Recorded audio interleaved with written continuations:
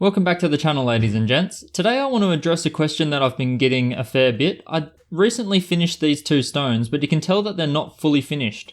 So people have been asking how they should finish off the backs of their stones, not just the front.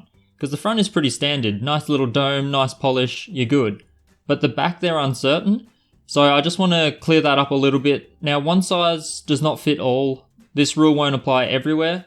But in general, if you're selling loose stones, it's either going to go to a collector or to someone that's going to turn it into something. So this is more for selling it to someone that's going to transform this into a piece of jewelry. You can see here, the first step for me to do this one is to flatten off the back. This edge is way thinner than this side over here. The next step will be to get rid of the sharp edge, because it'll just be a flat surface and not have any kind of dome. Now, you don't really want to cut in a full dome. All you really want to do is take off the edge, and I'll show you that in this video. But you just want to take off the edge, because if they're going to bezel set this and they're going to wrap their strip of metal around it and then just kind of push it into place, if you have an edge like this just sticking out, it could actually be subjected to quite a bit of pressure when they're trying to get the bezel to set properly. And that can lead to a crack or a chip. A chip would be the best case scenario because you wouldn't see anything, but it has happened in stones where a crack starting down in this bottom edge can go all the way across the face of the stone, and you don't want to destroy your stone just because you put too much pressure on a part that you didn't think was very important. So all you want to do is take a little bit of the edge off, and we'll do that now and you'll see what I mean. So let's get the Dremel out. So here we are. I'm going to use the Dremel stylo so I can talk over it because it's nice and quiet. And in terms of burrs, I have a set of low grit, 80 grit kind of burrs that I like to use. For finishing off stones or doing backs and whatnot, I either like to use this one, which has a really flat top on it, or I like to use this one, which is a large burr with a fairly long straight edge. So all you want is something that's nice and flat. The easiest one to use if you've got small stones is something that is just a flat top. Or if you've got a flat lap or something, that makes this a lot easier. But I'll mount this and we'll get going. Alright, so step one was just leveling it out. You can draw a line and measure it really exactly, but you should be able to eyeball it pretty easily.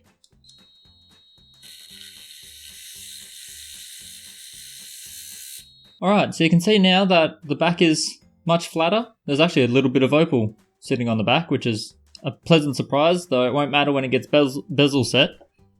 So now that you've got a flat back, you can just use the same burr, or you can swap it out, whatever you're comfortable with. I typically just like to use the same burr. It's not that difficult. And we just want to buzz the edges. You don't want to do it too angular, so you don't want that kind of just a chunk taken out the side. You just want to round it a little bit.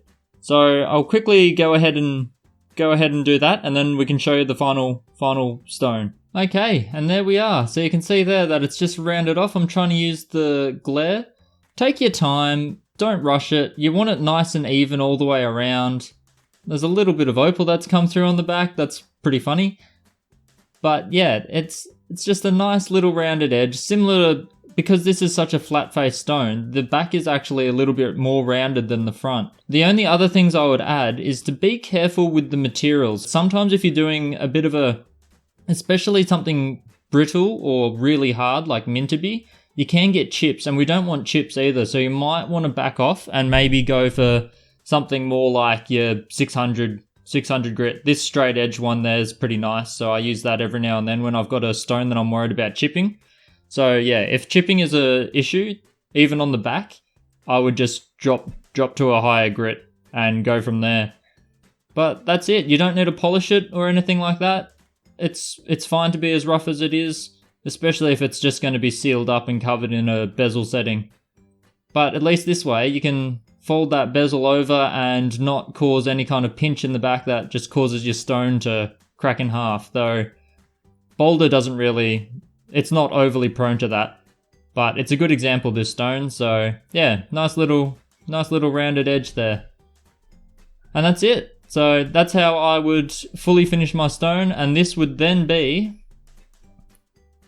the end of this one. So it's finished, ready to go. I just need to learn how how to get the silversmithing side of things done, which I'll have to get in touch with my fellow YouTuber, the Opal Mills, because he does incredible work setting his stuff. Look forward to that in the future. I really have to tee it up with him. We've been talking about it for ages and it just hasn't got there, but I'm sure it will soon enough.